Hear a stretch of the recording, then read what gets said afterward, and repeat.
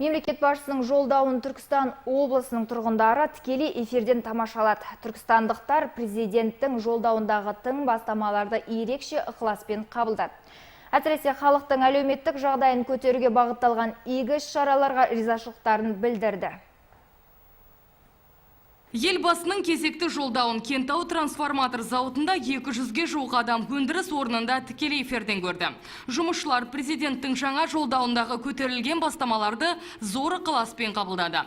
Сондай-ақ облыстағы медицина саласының бірқатар өкілдері өз жұмыс орындарында жолдауды көрсе, Түркістан қаласындағы педагогикалық колледжінде де арнайы көрсетілім ұйымдастырылды.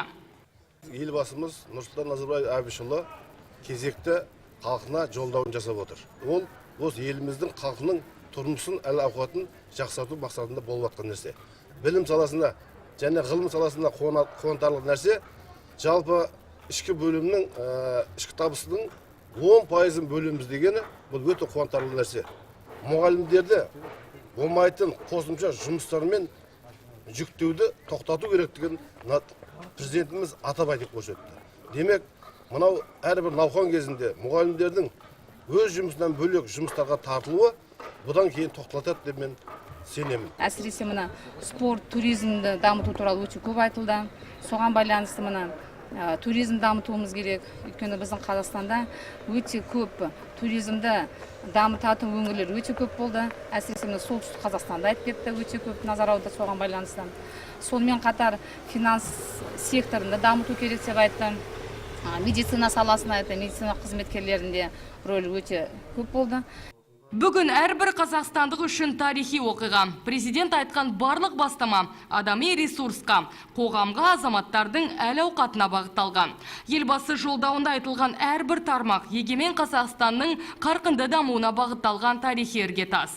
Өз кезегінде колледж мұғалімдері, студенттер, ақсақалдар және түрлі этнос өкілдері елбасы жолдауын тыңдап, өз ойларын ортаға салды. Биылғы жылды жолдаудан біздің ұққанымыз әсіресе мына ұстаздардың жүктемелерін азайту мәселесі және керексіз қоғамдық жұмыстардан қысқарту мәселесі біздің көңілімізден шыққаны және осы келе жатқан 2019 жылдың қаңтар айынан бастап мемлекеттік қызметкерлердің, соның ішінде ұстаздардың жалақысын 35%-ға көтеру мәселесі біздің көңілімізден шықты деп ойлаймын. Елбасымыз биылғы жылы жолдауында ең басты жаңағы бизнес саласына көп көңіл бөліп отыр. Ол жаңағы бизнестің жол картасы 2020 бағдарламасын тағы да 5 жылға создыру, 2025 жылға дейін осы арқылы еліміздегі шағын және орта бизнеске өте тың серпін беріп, оны одан ары дамытуға тапсырма беріп отыр. Сондай-ақ ауыл шаруашылық саласындағы технологияларды жаңарту арқылы, жаңа технологияларды пайдалану арқылы ауыл шаруашылық өнімдерін ұлғайту, оны ары қарай ауыл шаруашылық саласын дамытуға тапсырма берді. Әлем қарқынды түрде өзгеріп келеді. Қазақстандықтардың әл-ауқаты ең алдымен табыстарының тұрақты өсімімен тұрмыс сапасы артуы тиіс. Осы орайда елбасының тың бастамасына облыс тұрғындары бір ауыздан қолдау білдірді.